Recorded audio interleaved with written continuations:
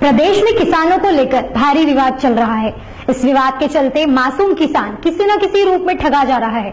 ऐसा ही मामला सिवनी जिले के बंडोल थाना का है, जहां 2 किसानों को पता ही नहीं और उनकी जमीन को बैंक ऑफ महाराष्ट्र ने बंधक बनाकर 7 लाख रुपए की राशि निकाल ली। बंडोल थाना के ग्राम तिग्गा टोला निवासी नरेंद्र राय और दिलीप राय की कृषि भूमि, जिसका कुल रागवा 13.28 हेक्टेयर है। इस भूमि से फर्जी दस्तावेज लगाकर बैंक ऑफ महाराष्ट्र शाखा सिवनी से 7 लाख रुपए का ऋण निकाल लिया गया है। किसानों को फर्जीवाड़े की जानकारी तब लगी जब किसान ने सिवनी तहसील कार्यालय से खसरे की प्रति निकलवाई। इसकी जानकारी लगते ही किसान तत्काल बैंक ऑफ महाराष्ट्र के प्रबंधक से मिले और जमीन पर कर्ज की पूरी जानकारी ली। जानकारी लगते ही किसान के पैरों से जमीन खिसक गई। बैंक द्वारा दोनों किसान के फर्जी दस्तावेज लगाकर 7 लाख रुपए की राशि लोन पर दे दी गई।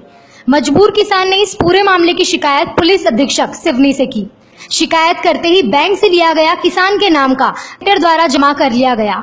अब सवाल यहाँ उठता है, बैंक ऑफ महाराष्ट्र के प्रबंधक और ऋण देने वाले कर्मचारियों द्वारा फर्जी दस्तावेजों की जांच किए बिना ही ऋण राशि स्वीकृत कर दी गई। साथ ही साथ नियम के विरुद्ध तरीकों से फर्जी किसान के खाते में राशि डाल दी गई। ये पूरे मामले पर बैंक ऑफ महाराष्ट्र प्रबंधक पर कई सवाल खड़े होते हैं।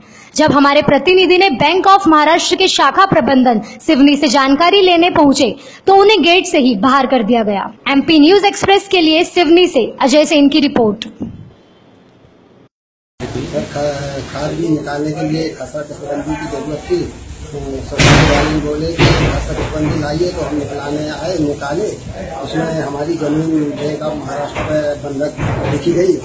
वहाँ हम बैंक गए, वहाँ पता लगा कि कोई फर्जीवाड़ा से दस्तावेज लगा कि हमारा खेती से निकाल दी गई, देसी से बनवा के। तो फिर आपने क्या किया?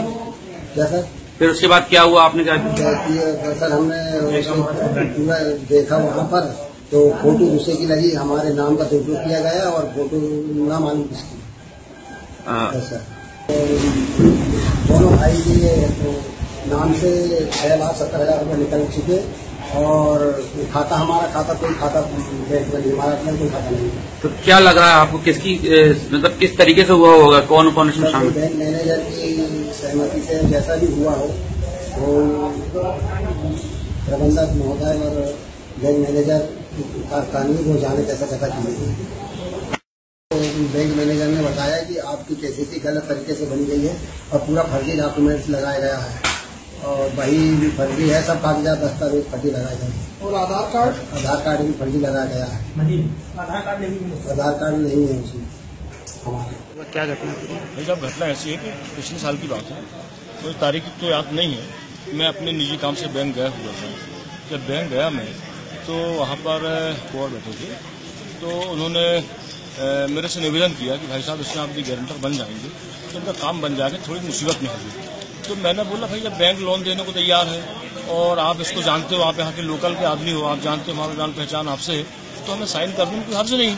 तो मैंने गारंटर को साइन कर दिया। जब मुझे पता चला कि इसमें पूरा टोटल फ्रॉड हुआ है, तो मुझे अपनी साख बचाने के लिए, अपनी इज्जत बचाने के लिए मुझे ऐसा कदम उठाना पड़ा कि मैंने वो पैसे जो उनके देनदारियाँ थी वो जमा करवा के और उनको संबंधित को NOC दी गई। कितना पैसा जमा किया था आपने? 6,92,000 2 खातों में। ये आगे किया? हाँ जी।